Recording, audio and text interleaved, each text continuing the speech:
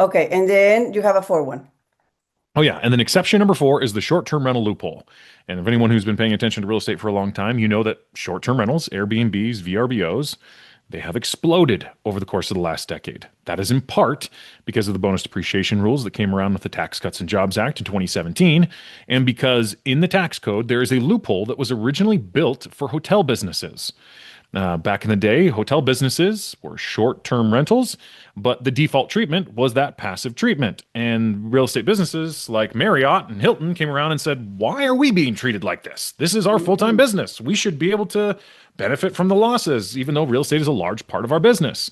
And Congress said, okay, that's a pretty good point. Sure. All right. We'll make an exception for you. As long as you rent out your properties for an average rental period of 30 days or less, and you do a couple of other things, and in terms of materially participating in it and trying to manage the property, we will allow you to qualify for that active treatment of the asset itself. So we get to thank the hotel chains for that because they push for Yes, that, you can and then thank they Marriott were and going to Hilton help and all Airbnb those. owners and VRBO owners. Correct. So for that one, and I'm just going to give you a specific case. Let's say my clients, they are a couple. Hmm. They all have full-time jobs. Okay. They both have full-time jobs, Yep. but so they don't have that time extra or to qualify for real estate professional status, but they want to buy a property at the lake or in Colorado. And is there a way to qualify for that? Or you have to, like, what are the steps to qualify for Yeah. something like that? For a short-term rental to qualify for that active treatment in the short-term rental loophole, there are two main requirements, again, that you have to fulfill. Number one is that you must rent the property out for the average rental period of 30 days or less. And technically, there's some nuance in there. If you can rent it out for 7 days on average or less, even better. It's even easier for you to qualify. Okay. So think of it just an average rental period. So if we have it for a whole year, every time someone comes in and out of the house, we kind of keep it, we had to keep it to less than 30 days to be able to qualify. If we can keep it to 7 days on average less every time someone comes in and out, even better. Um, the second requirement is that they must materially participate in the management of that property. Now, there are actually a half dozen different ways in which we can fulfill this material participation requirement. But for your particular example that you've provided with two individuals working W-2 jobs, the threshold to reach that material participation requirement, the threshold that I often see used is what we call like the 100-hour exception. And what this is that you must work a minimum of 100 hours throughout the course of a year managing your property and some or handling the real estate related activity related to that property, and you must do more work than any one other party connected to that property. To make this a bit more tangible, think of it this way. You can use a handyman to come and fix your property. You can use a VA to help you with some of your bookings. But at the end of the day, you must do more work than them. You can use Gotcha. cleaners, but you must do more work in terms of the hours than the cleaners do throughout the course of the year. Okay. Um, So and like so, like I can have you know how people in Airbnb get partnered with Superhost to help them mhm, the algorithm better. You can partner with a Superhost as long as you are doing more work than that for person, which your is property than that person. Correct. okay. Okay. And they won't look at you like, oh no, that's not true because you both have a W-2. Nope. Now, this is why good documentation is important. This is Mm-hmm. where I would tell a client, hey, let's make sure that anytime you are working at night, sitting next to each other, watching the Olympics, because we have the Olympics going on right now, while you guys are taking care of, the inquiries from potential renters coming in, Mm-hmm. well, put that on your calendar. Make it a Mm-hmm. specific time Like block log and, it. call Uh-huh. it, Uh-huh. STR, short-term rental activity. Activity. And Mm-hmm. then we can go through your Google Calendar at the end of the year and we can sum it up and just make sure. And Got it. that's more than enough documentation from the IRS's perspective. We can go STR activity, responding to messages. Short, quick description. Boom, done. That's it. That's all you got to document. Just And as like long as anything we else, generally track everything it, you you're good. wanna deduct, you need to have documentation behind a spreadsheet, so anything, mileage and stuff like that. Yep. Why somebody, let's talk about this specific couple who have full-time jobs. What would it be the difference for them? Let's say they buy a $500,000 place somewhere Hmm. else that they also want to use. Again, this is something that they are just not gonna find to pay less taxes. They Yeah, want to have a place in Colorado because they love skiing. They want to take the kids there every year or twice a totally. year. And you can use it for Or 14 days a year, totally tax free, by the way.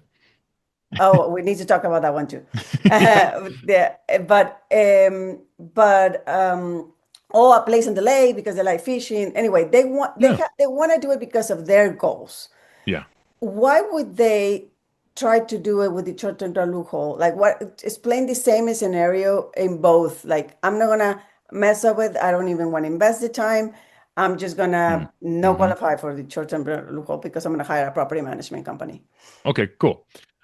Let's just assume that this couple, both working full-time jobs. Let's say they work, like you said, they work at Apple. They make great incomes. Let's say they make $300,000 a year each. So we're at Mhm. about $600,000 combined household income.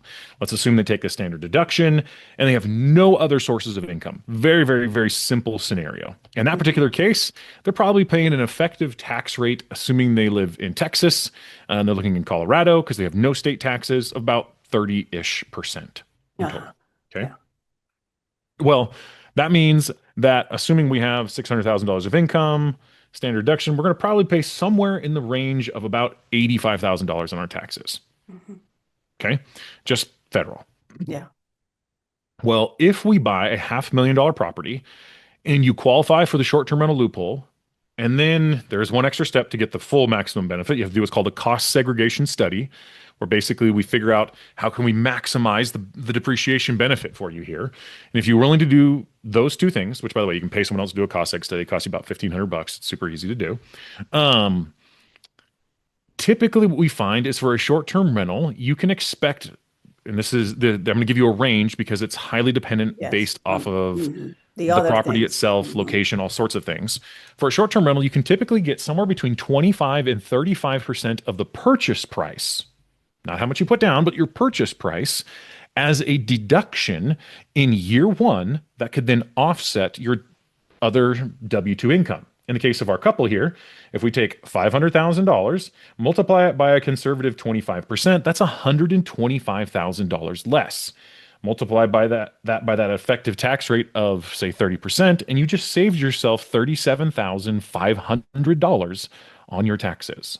To your You went from income. paying So roughly it's 85 to less uh-huh. than $50,000 at the end of the year on your And then you taxes. got a property. And you have a property now. And then like that's year one. That's But year then one. in the future, the rest of the years, you can deduct like in this case it's an Airbnb, so like things like furniture that you buy for the place, so 100%. or Cleaning anything. fees, repairs and Mhm. maintenance, interest on any loan that you have on that property, insurance, taxes, you name it. And that's just for the property. Then you can do things like I call this businessifying your real estate investing. If you own it in like a family investment holding company, if you're paying for software to be able to find your next property, or you're paying to be a part of real estate investing groups, or if you're paying to travel to go look at properties up in Colorado to find your next one. Well, now all of those things can become tax deductible for you because now we're in the business of real estate investing, not just investing in a single piece of property. It opens up a world of possible deductions for you, basically. Okay. And that ties into your comment earlier that you say, and then you have 14 days that you it can be tax free, or what does that Okay, so refers that's to? a different thing here. So with a Okay. property, um, with any piece of real estate, there is a rule that basically says, hey, you can use any piece of real estate that you own personally. However, it must be the smaller of either 14 days or 10% of the rental days throughout the course of a year. So, if you rent the property for 300 days in the course of a year, you can use it for 14 days. If you rent the property for 130 days throughout the course of a year, you can use it for 13 days, 10% of the 130 or 14, whichever is lower. So, in that Mm. case, 13. So the idea here is you can still use your property 14 days a year. You want to go for 2 weeks to Colorado and go skiing, a week in the summer and go hang out, and then a week during the winter and go skiing. Great. You can go and do that. Do that for that property. Oh, no, by the way, do you have another property or two or three other short-term rentals? You could do a week at each of them if you wanted over Okay. time. So, but that, like, for a lake here that is just an hour away, that doesn't count like the fact that you have to go and fix something or meet with a contractor and everything. Nope, That's not your vacation. That's just like nope. I'm there. I have to stay there 2 nights because I'm meeting with contractors back to back or something like that. Yep, that could be just It considered happens to work. be on a weekend. Yep. Okay. Okay, perfect. All right, that's one of the questions that I get a lot because a lot of people here, what I'm sure in Utah too, that they want to go buy something in Park City, even though it's just like one hour away. It's like their getaway, and to be Hmm. able to tie this into um, some tax savings, and at the same time creating wealth, buying one and then probably buying a second one and things like that.